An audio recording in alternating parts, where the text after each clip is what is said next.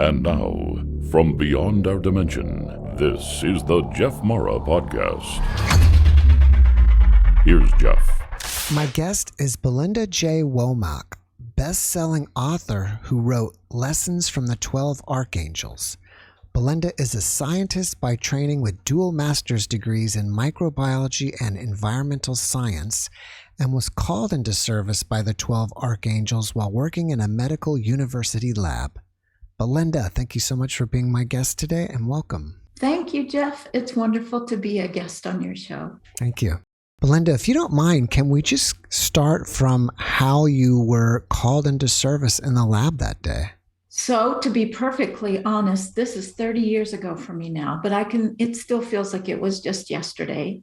I was working on a stem cell experiment, and all of a sudden I was, taken into a different space, different dimension, and I was in a stone room. There was a dirt floor. The ceiling opened up, and here was this incredible, beautiful angel. I recognized the angel because of the trumpet. And I said, must be Gabriel. And Gabriel spoke to me telepathically and said, Belinda, we have new work for you to do. God's children have forgotten that they are divine, and they need support in remembering that. And I remember we spoke telepathically, and I said to Gabriel, that sounds like a job for a psychologist, and I'm a biologist. Mm-hmm. And so I think you've called the wrong person. And so we had a little bit of Belinda resisting. And Gabriel, I remember, said, well, you can resist, but you will surrender. And I said, well, what do I need to, know for this job? It sounds like a lot. And so the angel said, well, look to in the vision, it was look to my left. And there was a huge book that it was open. So like a good 3 or 4 feet that big, and very, very deep book. But there was one word in red fire coming out of the middle of the book that said love. And I said, okay, I can learn about love. And it's definitely something I believe in.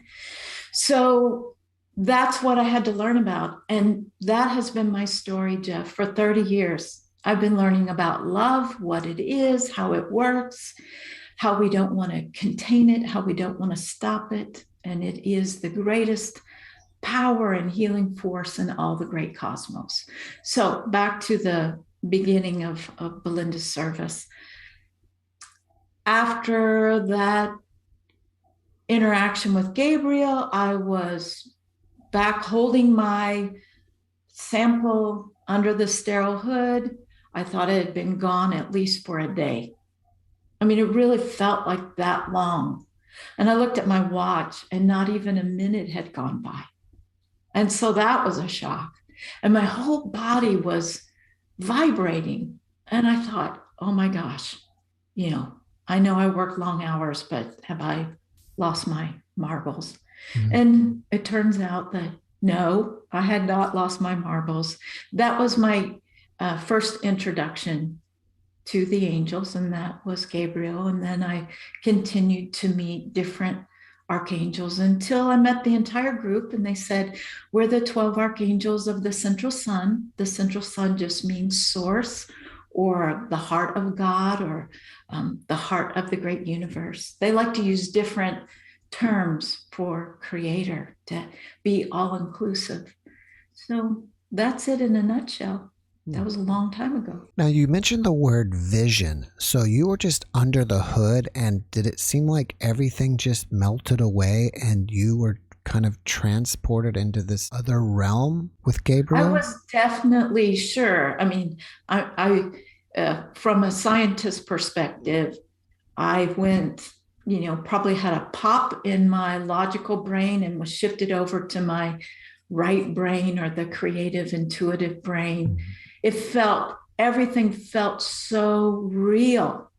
And it didn't seem like I have visions all the time, but they're clairvoyant visions where I communicate with the angels or I hear things to help people. This was very visceral, very real. I could smell the dampness of the ancient stone walls. I could feel the dirt underneath my feet. And for some reason, I had bare feet in this scene. And I was like, this, the other part of my brain was going, this doesn't work with sterile technique. This, I might get my sample contaminated. So I had this dual brain experience, but it was very real. I was definitely taken somewhere for this experience. As a woman of science, how did you make sense of it all? Did you immediately change direction in your life, or were you going through periods of doubt and trying to decide which direction you should go? Well, of course I had doubt. That's part of being a human being as well. When you first get introduced to an archangel or any angel or spirit guide or have a spiritual experience. I know that you're an expert in near-death experiences. Any kind of experience like this is a bit of a shock to the logical brain. So I did resist, exactly like Gabriel said that I would. And I had a few more meetings with the angels, and they said, okay, Belinda, give us something that's going to help you to trust, to believe. Tell us the most impossible thing you can come up with. And it sounds really silly now, especially, but I said, I want to work 9 to 5 like the secretaries do. Because I was a lab tech and a research tech, and I loved what it did, but it meant very, very long hours. So I kind of forgot about that. The next morning, I got stuck in a traffic jam and I could not cross the threshold into the lab before 9 a.m.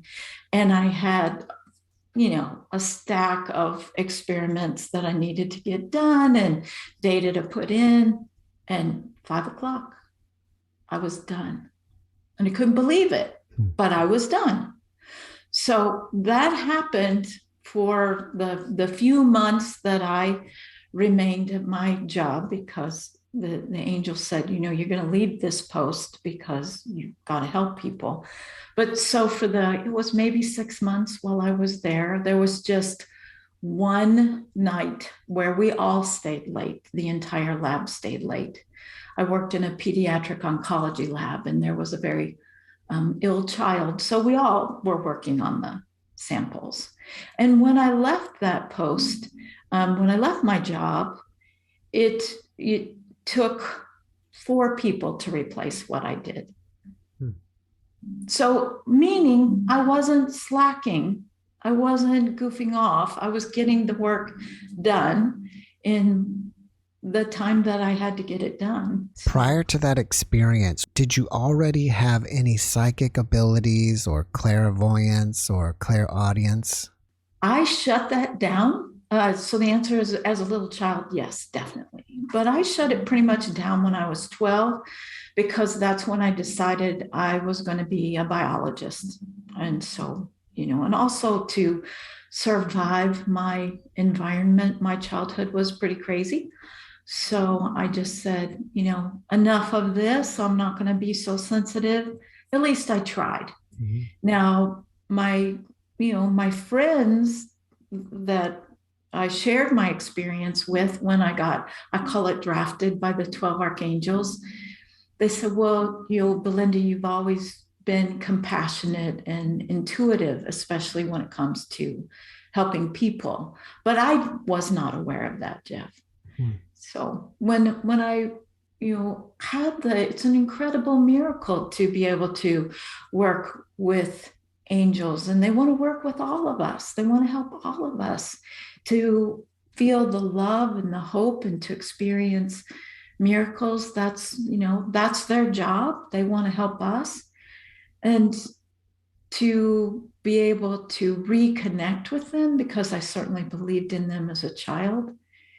It was shocking, but to another part of myself, they were definitely familiar to me, anciently familiar. Do you think it's possible that you had some type of NDE or NDE-like event when you were a child? Oh, I know I did. Yeah. When I was 7, I had 2 of them. Oh, Yeah. wow, I didn't know that. Well, most people don't ask me about that. But yes, I did. I kind of have a feeling that from just doing this podcast that for most people who have psychic abilities, they had some kind of event as a child, and that's kind of what turned them back on. Well, I don't know how to speak to that. But let me just tell you what I'm hearing from the angels. What they say is that when you bring a soul to earth that has to be expressed, right? The soul makes the ego or the personality, and that being is very, very sensitive. They often will come to a crossroads where the human part says, get me out of here, because this is way too intense. And so there's a choice to be made. There's a choice to be made. So in my own personal experience, I can't say that I died and came back, but I can tell you that I was ready to die. One of them was a drowning, near drowning. And I was in a fast flowing river, and the river was well above my head, and I didn't know how to swim. And I remember saying, this is it, I'm out of here. And then there was it was an angel, I'm sure, it pulled me up from the back of my swimming suit and moved me about 8 feet, but I didn't move. I didn't move in the water. But then when I came up, which I expected the water to be above my head, it was at my waist. And there were no adults. There wasn't anybody that noticed. So that was my experience then, that said, oh, there are helpers that we don't always see. Did you have a religious background, and were you aware already of all the archangels and who they were? So I was raised for my very early years in the Episcopal Church, but there wasn't any education about the archangels or really angels that I can remember. So I have to say that no, I didn't have a connection to angels through religion. And they'll tell you that they are not assigned to any religion, that they love each and every particle of Creator's energy throughout the great universe. And they don't like to be put in boxes or pigeonholed. They just say that they're all about oneness and unconditional love and acceptance. Well, it makes me feel better that I don't even know who they all are.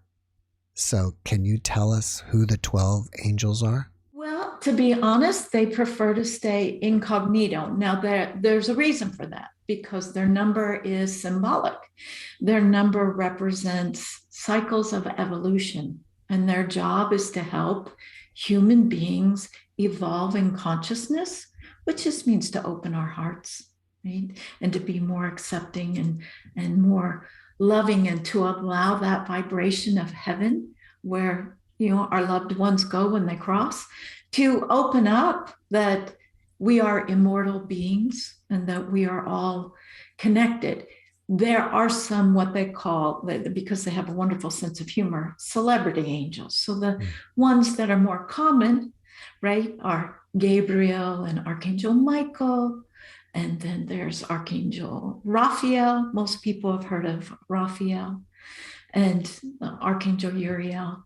But their point is that their names don't really matter, and different populations of people that have connected with them call them by different names.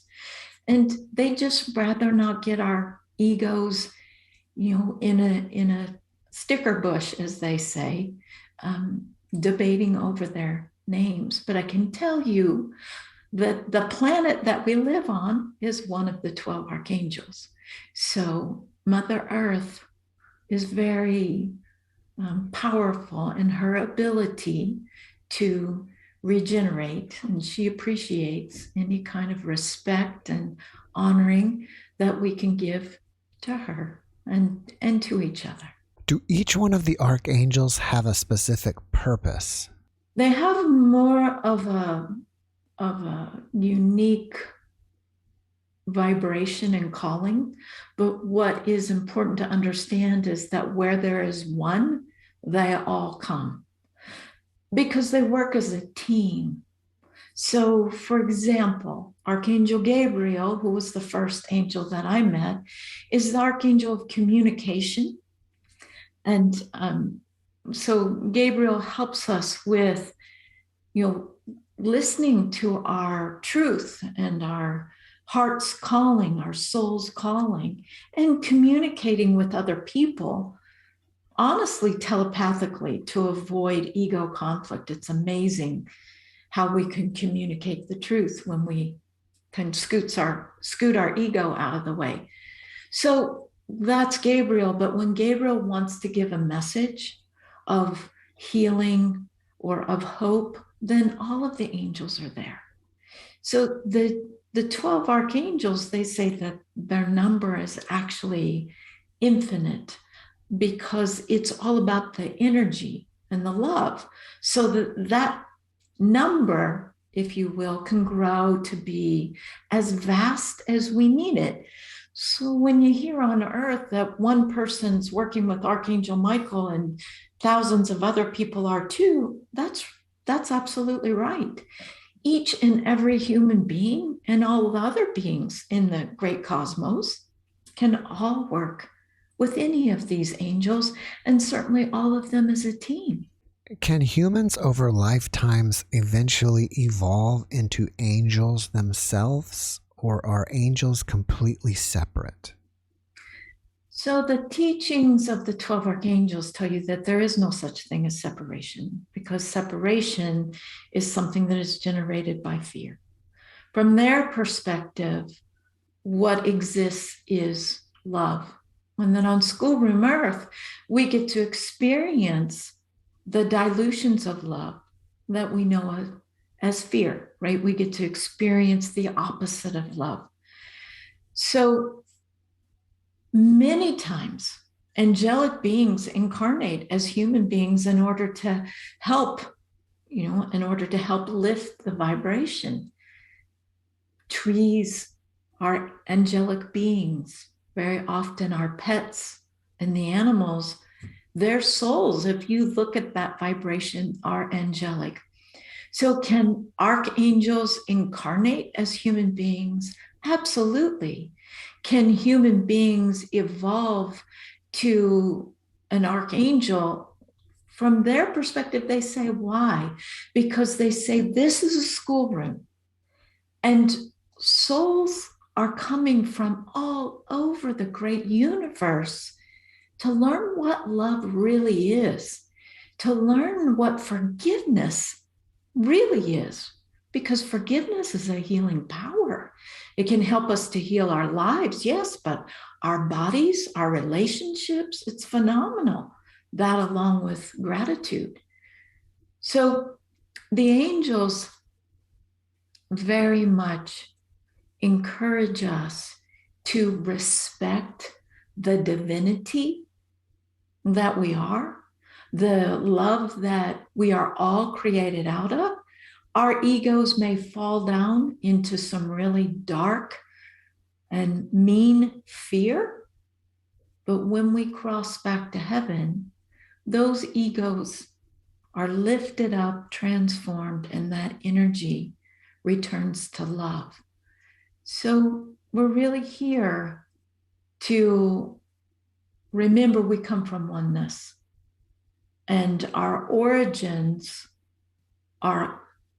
they overlap, they intermix. It really is, what are we here to learn? What are we here to facilitate? Why did we come here? It's quite the school, don't you think, Jeff? Yeah. Should people pray to archangels or to God, or both? Where the angels come from is they say that prayer is a form of meditation. It's a form of sending out one's intention to the benevolent source or the creator of love. I call that love sometimes Mother, Father, God. But from their perspective, we want to remember that we're not asked to give our power away. We're not asked to believe that we human beings are small and weak and vulnerable and bad. And so that when we pray, that we are going to something that can rescue us, or that just is something that we can never be. Because they say, you got to remember where you come from, human being. You are created from love. So angels, they work with us to help us reconnect to the power source of soul that we live within, right? Our own souls plus the one soul. So they answered your question in an interesting way, Jeff, which sometimes the angels will do through Belinda. All of it is love. So whether you want to use the word pray, meditate, use the intention, they say yes. Yes, reach out to source, reach out to angels, reach out to fairies, reach out to guides, spirit guides, reach out to your loved ones in heaven, reach out to your ancestors, reach out to Mother, Father, God, reach out to Creator all day long. And let that love flow in where it is missing, because here on Schoolroom Earth, there's so much fear. Fear is illusion, but fear on earth, it feels very, very real. And love transforms fear back into love. So when we reach out to those guides and angels and source, we get lifted up, we get plugged back in. That may be an easier way to understand. Can they comment on what is the difference between a guardian angel and an archangel? So an archangel, yes, there is a little bit of a difference in job assignment, really. So an archangel, they say that the arch is not about that they're higher. It's not about hierarchy. It's about building arches, building bridges. That what archangels do is they help human beings to connect their heads to their hearts, their heads to their souls, and their beings to heaven, right? So they're connectors, especially for healers and spiritual illuminators. Guardian angels are exactly what their name describes. They protect us, they walk with us, they hold our hands, they help us to stand up vibrationally when we fall down. And they really do try to redirect us if we're taking a path that's not going to bring us happiness, and that's really just going to bring us trouble. Is it necessary to ask the angels for help, or are they already helping us? Yes and yes. Yes and yes. Both. It's very helpful to ask angels, ask guides, ask Mother, Father, God for miracles and for help, because something very significant happens when we do that. We take our logical masculine part of our brain where our ego lives, and we're connecting it to the spiritual, creative, imaginative part of our brain, the feminine part, which is actually the doorway to heaven. It's where we can connect to spirit. So when we ask for miracles, when we ask to receive, we shift the vibration of our ego, which is we change our entire perspective and we change our vibration. It very much helps us to receive from source. Our guardian angels and angels watching us and helping us all the time, yes, they're always helping us. But when we can engage that consciousness, that ego brain of ours, that the angels say is actually the size of a green garden pea, where our big brain, just symbolically, is more like the size of a watermelon. We don't use much of it until we open that spiritual, intuitive part of ourself. So when we ask to receive from source, whatever it is, when we ask our angels for help, we become far more aware and conscious. Oh my goodness, angels are everywhere. Angels are always helping us, as are our loved ones in heaven. You know, our loved ones, they don't die. They get to do some work on that ego if they didn't get their work done here on the earth. And then they get to help us. So as a spiritual counselor working 30 years with angels, it's been just miraculous, Jeff, to see how when parents cross or loved ones cross, how they change, how they transform phenomenally.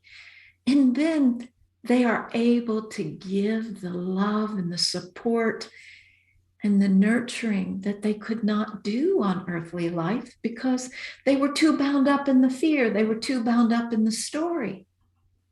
So there you have it. More than you ask for. That's what the angels are always going to give. That's good. What is the best way to communicate with the angels? Speaking out loud or thinking or writing? All of the above. Angels and our loved ones in heaven can hear our thoughts. You know, a long time ago, that's how we communicated, right? We just would communicate telepathically. So that's how angels communicate. They can certainly hear our prayers internally. But they say, you know what, human beings, sometimes you need to really voice when you need help. Like one of my personal favorites is SOS, Mayday, angels, rescue. So I said earlier that angels don't rescue us, but they do rescue us in a very amazing kind of a way. Is they shift our awareness. They shift where we're thinking. They shift our vibration so that then we can allow our external reality to change, because we're the creators of our reality. We work just like creator. So that's how angels help us. It's really amazing when that communication becomes constant and familiar. So whether you want to do it in writing or automatic writing or through prayer and meditation with your thoughts, you want to do it out loud, it all works. They are responders. They are responders. I think most people would agree that being on this planet, they experience suffering, and not only for themselves, but witness a lot of suffering. What do the archangels say is the cause of all this lack and suffering? What the angels teach, Jeff, is that the suffering comes from when our egos, our personalities, get disconnected vibrationally from our souls. The ego, the conscious mind, is the only part of us that can believe in fear. And when we start to believe that fear is real, then we start to attract more fear and more suffering to us. They say the way to change this story, both individually and collectively, is to plug back into source by asking for help, asking for our everyday needs to be met above and beyond what we even expect, because this shifts our vibration out of fear, which again is the opposite in love. Fear creates guilt and unworthiness and suffering and separation from Creator. So when we say no to fear and we say yes to love, which is where we all come from, we shift that vibration. We shift it on the inside. And then suffering no longer becomes part of our lives. It is that miraculous, because each human being, I like the way the angels put this, each of us, we are a cell in the one human body or the human collective. And so for those of us who are willing to really choose love, to plug back into source, to keep our minds positive, to feel our feelings and deal with our emotions, as we do that, we increase the health in our individual cell, cell. And that helps the one human body to heal itself. It may seem like an impossible story. It may seem like a very, very long story, but it is going to be the ending of this story. We are, as the human collective, including all of the lives we've lived before this one, we are moving. We are evolving. That's the purpose of the 12 archangels. We are evolving, and we come to Earth to learn, well, why believe in love? Why have love? You don't realize the value of what you're made out of until you get to experience the opposite. The opposite is fear. And fear creates suffering and heartache and separation from Creator, separation within our own selves. So the power of love, which includes gratitude, compassion, forgiveness, kindness, truth, that is what sets us free and lifts us out of suffering. Can they give us practical tips to use in our life how to move away from fear and towards love? The teachings of the 12 archangels, they very much encourage us to work with the colors of the rainbow, which are the same colors as our chakras or our batteries of spiritual energy. And they encourage us to be childlike in this. They say we all have a divine inner child, and that the child within us is imaginative and creative. So there's the Crown Chakra, which is just a battery of spiritual energy. We all have chakras. It sits on top of our head, and it's the color violet, right? So it's the top color in a rainbow. And when you just feel afraid, or you feel guilty, or you feel unworthy, or you feel old memories of shame come up and you don't know why, just put yourself in a violet energy, they call it violet fire, but energy waterfall or rain shower.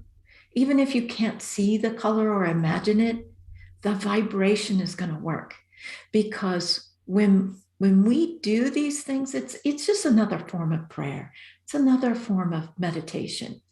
But we are actually plugging ourselves into that vibration of love.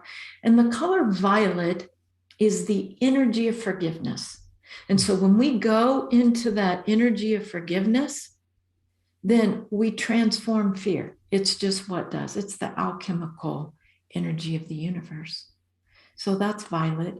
The other main color that the angels love to work with, they work with all the colors and beyond the rainbow, is ruby, or a deep red. They say this is the color of the root chakra, the chakra or the battery of energy that we sit on, but it's the energy that supports our humanity. It supports our organs. It supports life. And it's the divine mother within us So this energy helps us to receive from source.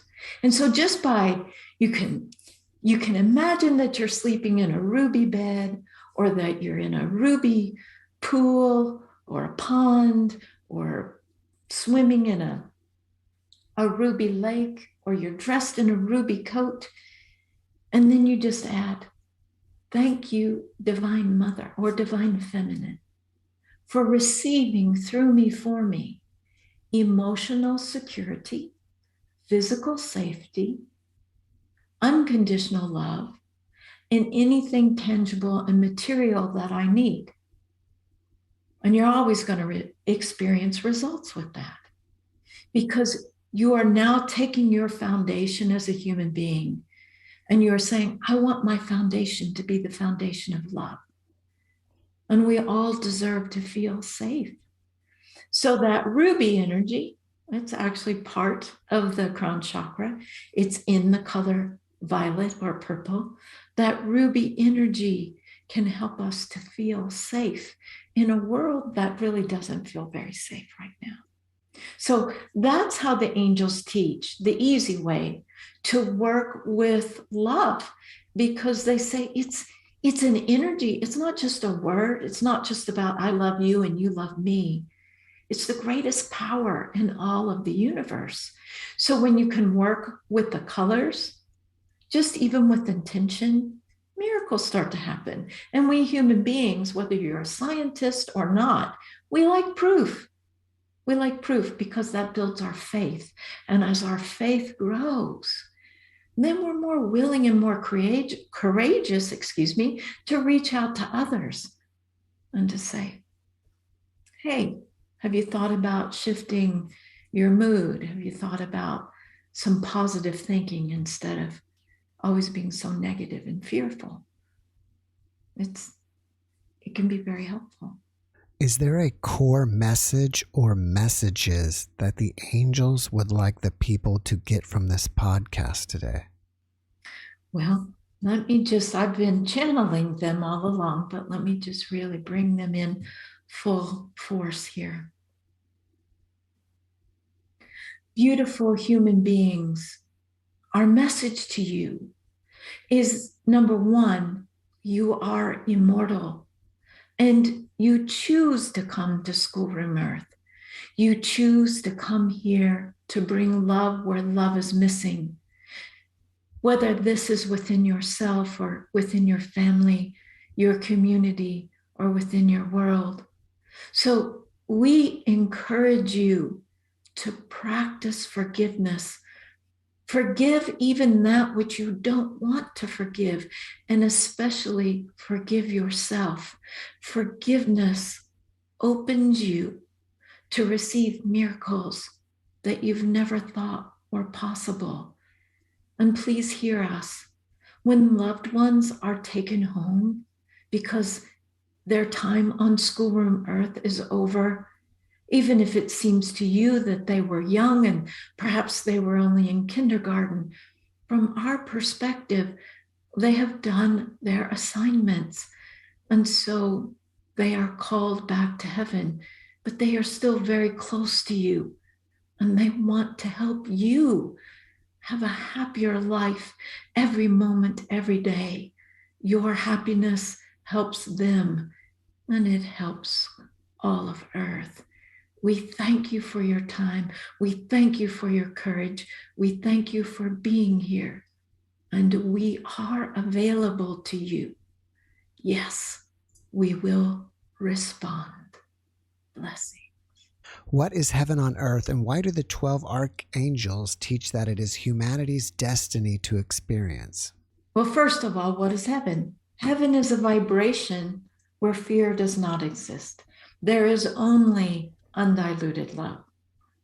When I was drafted by the angels 30 years ago, they said heaven is love.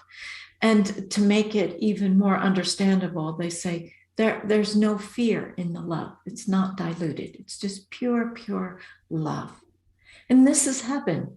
So when we leave our bodies here on the earth, we return to heaven. And so it's a place and a space. We get a new body made out of pure love. We can bring heaven here on the earth simply by filling up with undiluted love, working with the colors of love, being present in the here and now, staying grounded in love, doing acts of loving kindness, being generous human beings. We start to experience more heaven in our daily lives all the time. So our destiny as human beings on schoolroom earth is for the mass consciousness or the human collective to come to a place where they say, I don't need fear anymore. I've learned everything I can learn from fear.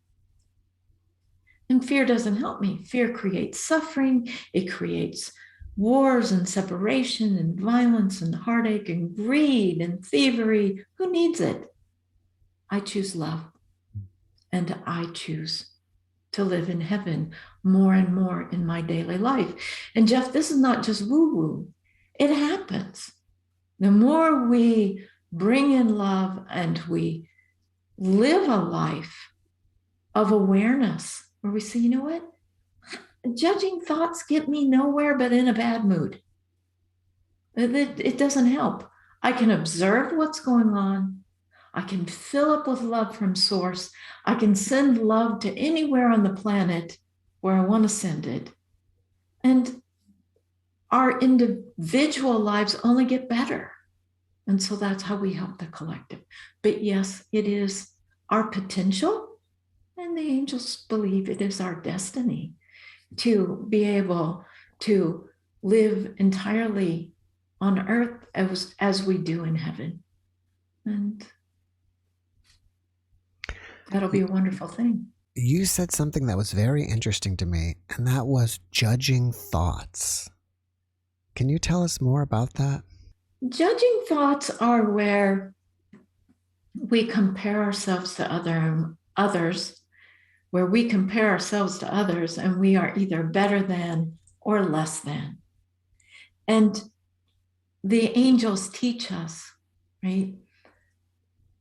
Angels are not above human beings. Human beings are not above trees. Trees are not above the elephants. If we look at our perspective from a place of oneness, from a place of unity, sure, we all have different things to do. And we have different jobs, assignments, but that doesn't mean that we're better than others or that we're less than others, especially when it comes to money.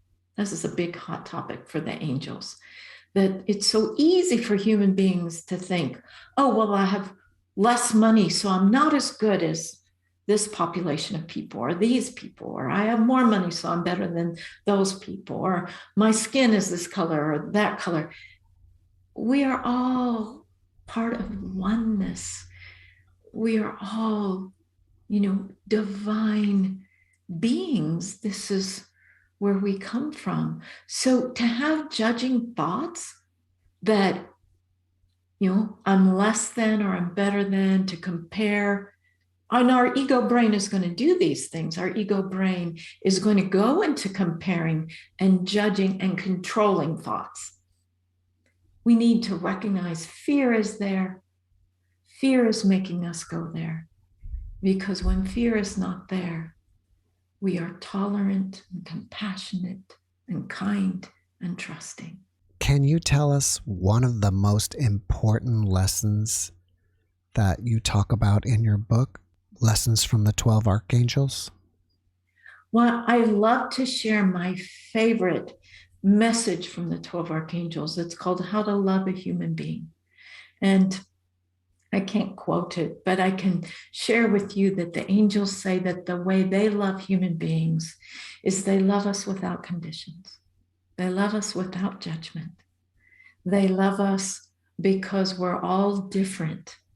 And they encourage us to understand that what a human being needs is attention, affection, and acknowledgement in order to be happy. And we can receive all of these wonderful things directly from Mother, Father, God, from Source. And we can also share them with others. And that makes us less needy and angry, when others don't have the ability to give us that attention and affection and acknowledgement. Ask your angels to fill you up so that you're not hungry. And then your self-esteem goes up. And oh my goodness, then you start to love other human beings like angels do. I would think most of us judge ourselves a lot, and that results in loving ourselves less. How can we learn to love ourselves more? What the 12 archangels are going to recommend is that you begin your day with saying, thank you, thank you, thank you. Fill in the blank. Mother, Father, God, great universe, source, divine oneness, creator. Right? Thank you, divine love, for filling every cell of my humanity with overflowing love. Thank you for helping me to remember that this is who I am. Thank you. And if we begin our day with being filled with love from source, we don't go into the negative aspects of ego because we feel safe and secured. The angels teach Jeff that, well, we can't really give ourselves something we don't have. If we've unplugged from source, if we've gotten our ego right at a lower vibration, so we're missing the boat, and we're feeling pretty miserable, and we're not feeling good about ourselves, then to try to pump ourselves up and give ourselves something when we're already feeling low is going to take a lot of work. They're not saying it's not possible. Positive thinking and beating yourself up with affirmations can help. However, there's a fast way. Use energy. Use the energy of love and say, fill me up, fill up all my empty buckets. Fill me up emotionally, mentally, spiritually, physically. Fill me up with love. It's much easier to go to the mirror and look at yourself and say, I love you once you've done that. Do people just live one life, or do they reincarnate and come back over and over again?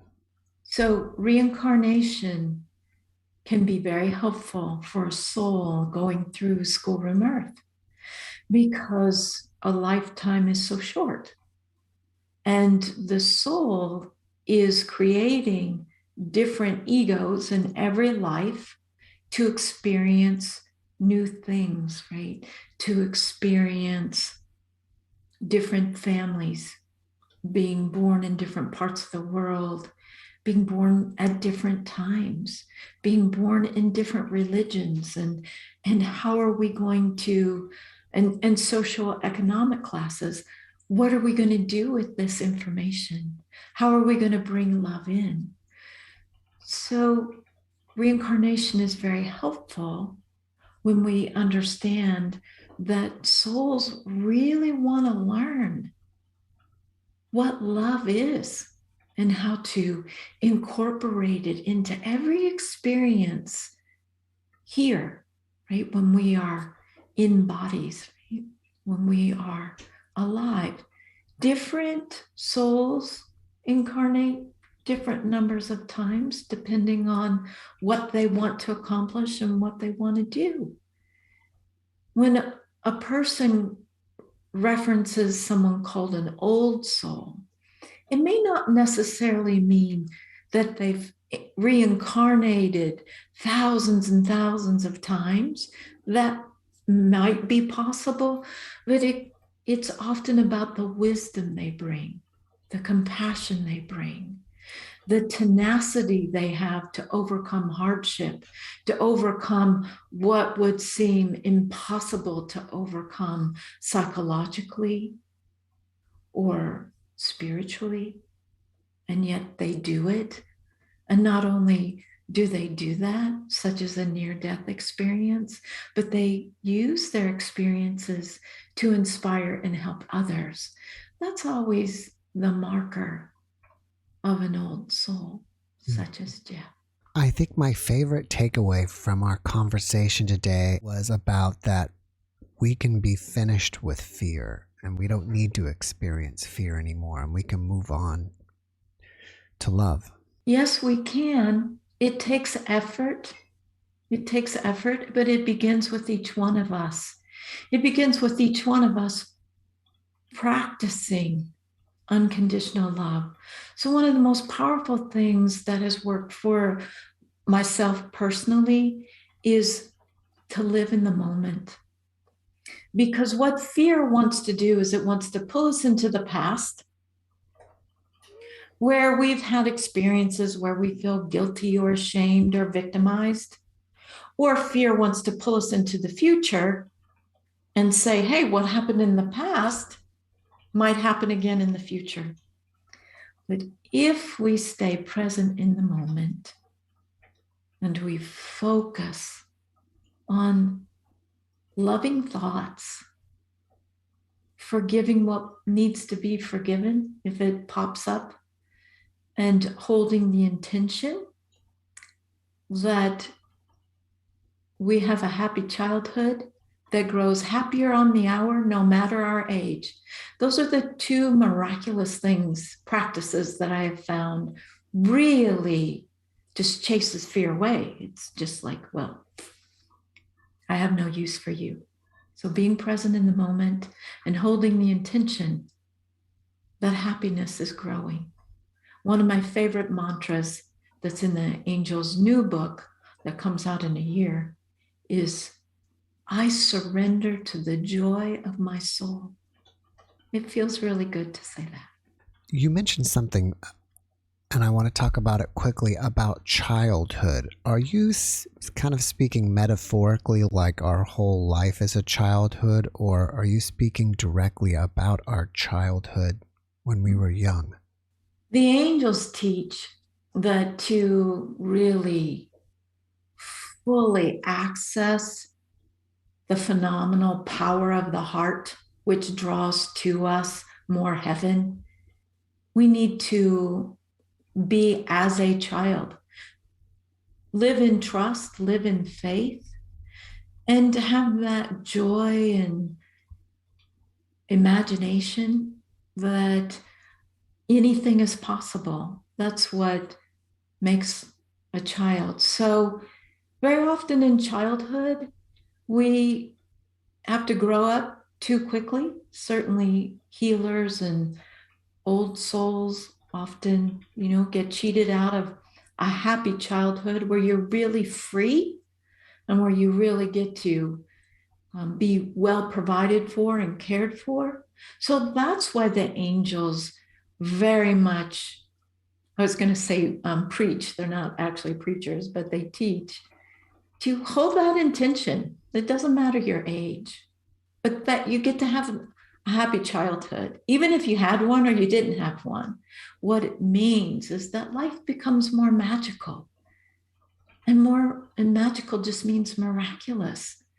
Less fear, less suffering, more joy, more meaningful moments, more life.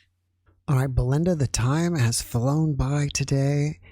Where can people get your book, Lessons from the 12 Archangels? From your website or Amazon or both? So Lessons from the 12 Archangels is published by Inner Traditions and Bear & Company, so you can certainly get it from innertraditions.com. The best price is going to be amazon.com. There's also an audio version of Lessons from the 12 Archangels, and there's a Spanish version that's going to be released in the fall. For my classes, all of my classes are channeled teachings from the 12 Archangels. Each one is different, and they're all amazing. You can find those classes, find out all the information on my website, which is my name, BelindaWomack.com. Well, it sounds like you've got another book coming out. Do you have anything else that you're working on that you want us to know about?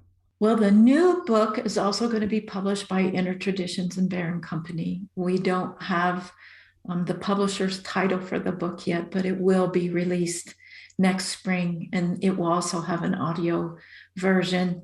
And what the angels share in their new book is very much the tools to receive from source, especially financial miracles.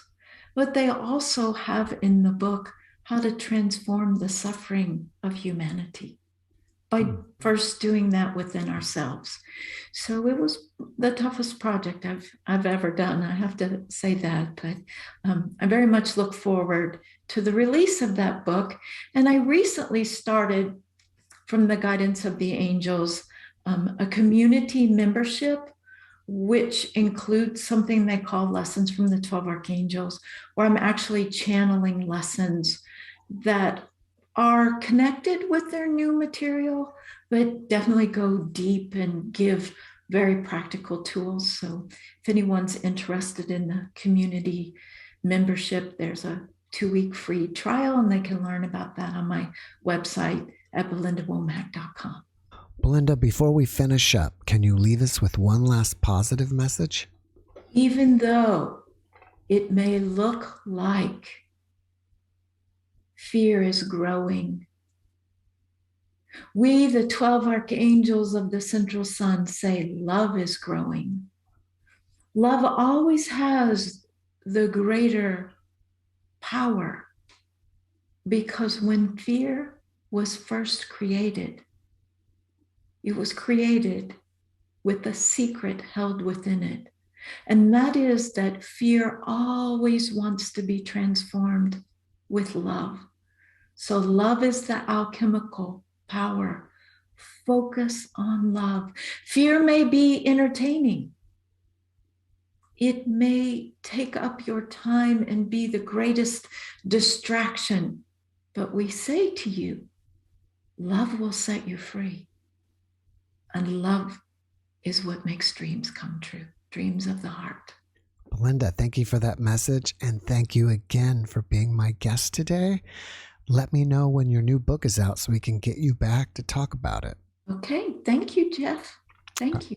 Thank you, and have a great rest of your day. Okay. You too. Thanks for watching the JeffMara podcast. I really appreciate you. Another way to show support is through YouTube memberships. And if you do, there are loyalty badges and other perks depending on your level of membership. All you need to do is click the join button underneath the video to find out more. Thank you for your support.